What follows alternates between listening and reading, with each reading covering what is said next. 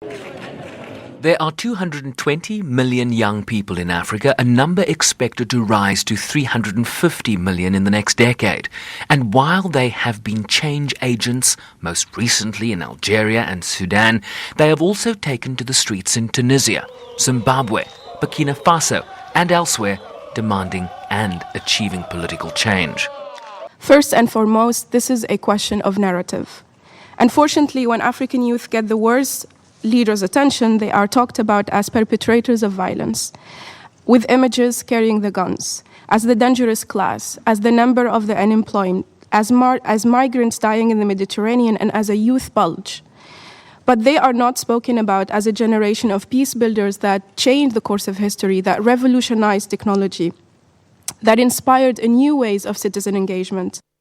Among the key demands is for greater youth participation in conflict prevention, peacemaking and peace building, and for institutions like the Security Council to hear more regularly from young people who often offer a different perspective on these issues.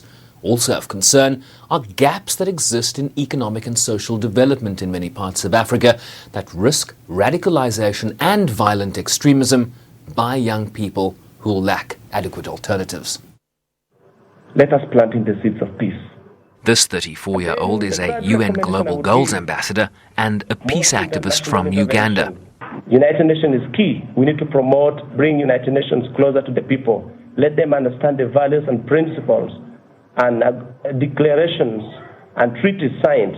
They will be able to respect the rules of engagement. But the big question which everybody is asking, when will we have Africa as a permanent member of UN Security Council? As the need for silencing the guns in Africa no longer regarded as a choice, but an absolute necessity.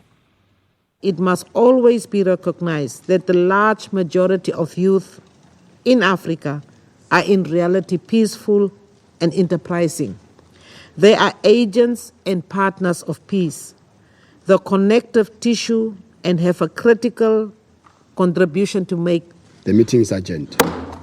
With calls for governments, development partners, civil society, the private sector and multilateral institutions to remove structural barriers that prevent greater youth participation in the development agenda.